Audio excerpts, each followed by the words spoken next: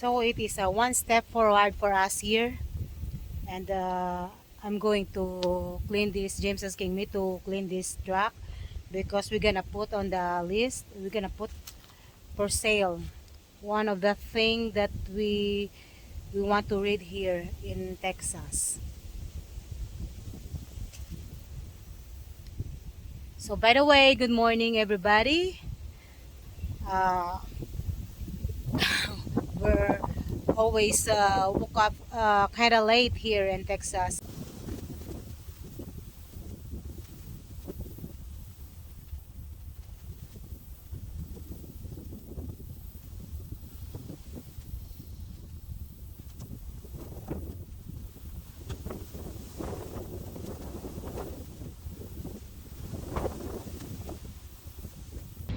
Hello everybody. Hello from the great state of Texas, man. The great state of Texas. A hot great state of Texas. Man, it's so hot here. It's late in the evening right now.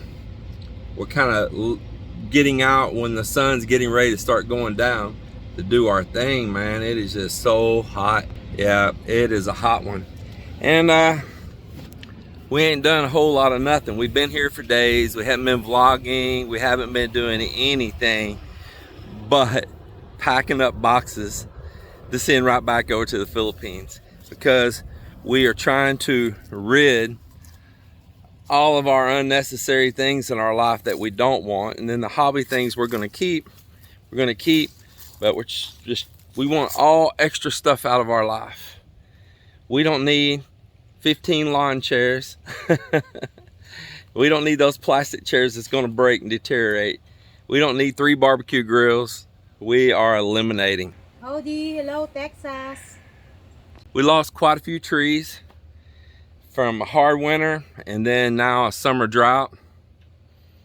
Man, I tell you what, I haven't missed Texas that much, boy. Come back here and I'm like, whew, all I see is problems, work, headaches, stress, and a lot of heat. And I'm like, man, I sure miss my Philippines. I sure miss my Philippines. I love the place that we built. I love the life that we have there. I love the great friends that we've made there, you know. The family, that I miss the kids. I miss my nieces, man. Yeah, I do. But we know we're on a mission here. So without me getting all down and sappy about missing them, just get our work done here and get it over with. But Mel and I, we've had a really screwed up schedule of sleep. It's been so messed up, man. It's been a pretty jacked up schedule, but we're not punching no clock, so it don't matter anyway. And Melinda's not out here growing vegetables right now, so it don't matter anyway. But she did harvest, as you see her eating there, some pears, and she likes to eat them green. So good luck ever tasting a ripe fruit here, because she'll already have them all consumed green, like they like eating that guava and they like eating those green mangoes. Man, good luck getting to taste a ripe fruit. She eats them all green. So anyway, she's enjoying some fruits out of our yard here, and that's pretty cool. What have we been doing? Well, like I say, we've been packing up ballot buying boxes. We had a list of things that we knew that we wanted to get for our place over there and that we would ship when we came. I have things that's already here, that being that I'm downsizing my footprint in Texas and increasing my footprint in the Philippines. Those things are just sitting here not being used, and I can definitely use them back in the Philippines. So we are packing some things all up for that. I've been buying some things for my boat, not necessarily for the boat itself, but for a boat trailer. I didn't show them. I don't have video of it. When the boxes eventually come to the Philippines later in the year and I open it up, I'll show you all them. But I'll tell you what I'm doing. That boat trailer, and many of you that's been with the channel for a little while now, you've seen me rework that boat trailer. That was a homemade trailer that the guy that I bought that boat from, the Filipino I bought it from, it didn't have a trailer when he got it to transport it. So they had locally built that trailer just to transport that boat from where he bought it at up to Lake Caloraya. And I mean, they did a fairly decent job, I guess, but they built it too tall, and I don't know. I mean, it looks like it was built out of scrap metal, a lot of short pieces of channel welded together and all. But it just wasn't right. And now, one of the many hats that I wore in my life, that was one thing I had, was a trailer company before. And I've got some friends that's probably going to watch this video, and they know because they worked for me. Yeah, they worked for me building trailers. And I built everything from flatbed style trailers to, mostly the main thing was enclosed trailers, tongue pull, or like off your rear hitch, or gooseneck, and enclosed steel and aluminum trailers, like for toy haulers, for cargo, for all of those things, motorsports, whatever. So I know a little bit about building off trailers. And one thing I know, that if I can't get a galvanized trailer or an aluminum trailer frame for backing in the saltwater there in the Philippines, one thing I definitely know is don't use tube, because the salt water goes inside the tube and you can't flush it back out. You can't get in there to paint the tube either. And so salt water goes inside the tube. You can't flush the salt out, and your trailer will deteriorate from the inside out. It'll look like it's all painted pretty on the outside, but it's going from the inside out, and all of a sudden it's just going to break in two. So that's a no-go to use tube. And what they did with that channel pieces they built that trailer with there in the Philippines is they put two pieces of channel, C-channel, butted it face to face, and turned it into a tube, and just welded little strip welds down through there. And that really lets the salt water come in, and you can't get in there and clean it out.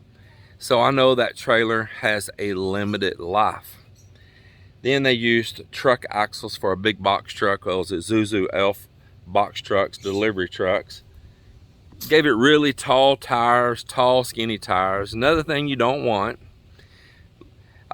They built all the hardware where the boat's raised up really high on the trailer. Man, the back of the boat, when I first got it at the keel, was like 3 foot in the air. And we got it down lower, but it's still not low enough, because just the whole trailer's not right.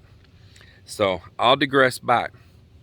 I'm gonna build a brand new trailer there, brand new. I can knock it out quick. I know exactly what I'm doing. And one of the things that I'm starting with is I'm ordered in, and I've already got them here, for the hubs. That's where the wheel bolts on your hub. 4 hubs with the bearings and the seals and all, that are galvanized. Studs, everything are all galvanized for salt water. So I bought those. They're on 5 by 4.5 bolt pattern, which is pretty much what all Asian cars use, and a lot of Fords and all use here in the United States. It is a extremely common bolt pattern. 5 on 4.5 means 5 lugs, and the spacing across, there's a measurement point you go by, would measure 4.5 inches. So I got those, and man, I bought them on Amazon through this company that deals with marine boat parts and all in there, and I gave $125 plus free shipping for all 4. I think that is a killer deal. That's bearing, seals, everything with it, man, the whole thing. Man, you can't beat that. $125. I just couldn't believe it. And they look great. I've already got them here. They're already packed in a ballot buying box. Then for axles, of course, I'm not going to be able to ship, or I could, but it'd be a huge waste of money. Geese flying over.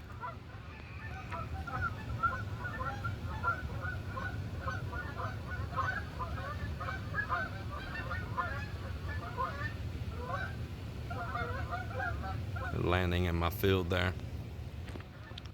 So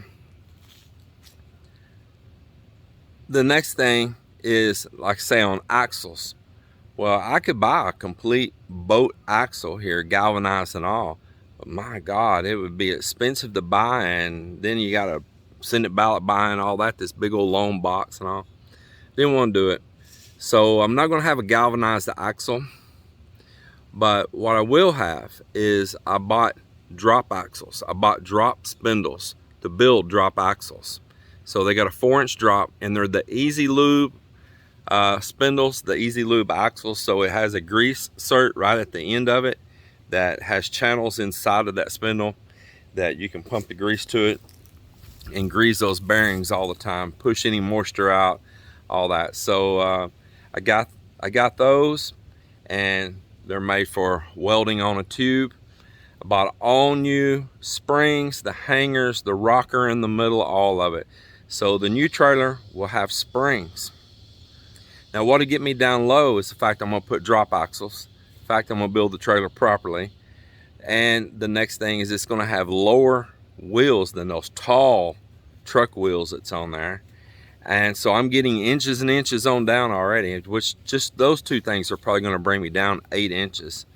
And then the next thing is that I can put aluminum wheels on it, and I can put a wide series, like a 60, even a 50 series if I can find it, wheel over there. And that means that rolling out over that sand with a wide wheel, that I am spreading more weight out over a bigger area. So I'll have less pounds per square inch of surface area on tire to sand or tire to ground.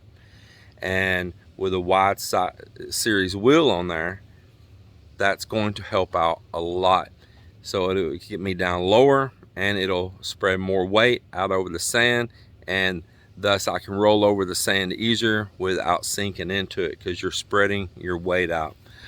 So those are going to be some huge benefits. I can find wheels there easy. All them cars there in the Philippines and these salvage places and all, I can find wheels. It's not a problem at all. Hello everyone.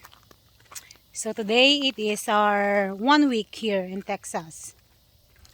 I keeping that one because every day pass for me or for us. It is it is relief because since we back here in Texas, well, when on our first day, second day, third day, yeah, it's okay because you know what, we have a lot of things to do, and of course we need to accomplish things while we are here.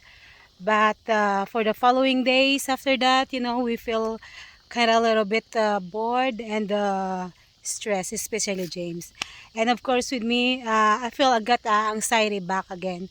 It's because, you know, like last night, you know, my anxiety attack. And James seeing me, I said, "What's happened with you?" I'm a little bit grouchy. I said, you know, I said, "No, I'm okay." But James said, "No, you know, there's something wrong." Well, I tell him the truth, and I said that, well, I'm not happy coming back over here because, tell you what, I am a workaholic, and I used to have a company, or I used with surround with a lot of people. So even though I'm not go. I mean, there in Philippines, my family was there, right? But even though I'm not go there so often, but at least I know they are there. They are there, and I know for sure that there's a lot of people surround to our area, you know, or over there in Philippines. But here, of course, we have a big piece of land here in Texas. But we don't, there's no any cow here anymore, and kind of less for us to do. And besides, like reading or cleaning our stuff here, but the rest of that, there's really nothing interesting to do. And I'm not used to it. I like to do things. I like to go out sometimes, you know, or do things. And I can't do a garden here because it's so freaking hot, and like baking me like it's like an oven. Well, Texas is such a very weird weather. But overall, while I'm saying this, because we are not happy here anymore.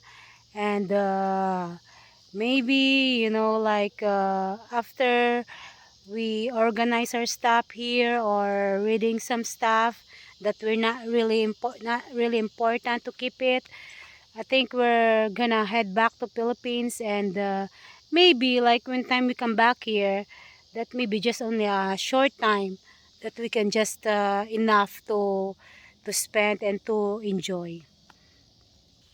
Yes, it's still our farm there, and our place is there.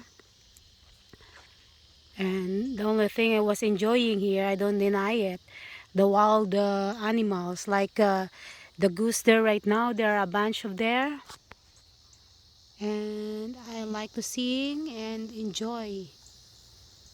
See it? Yeah. Yes, they're there.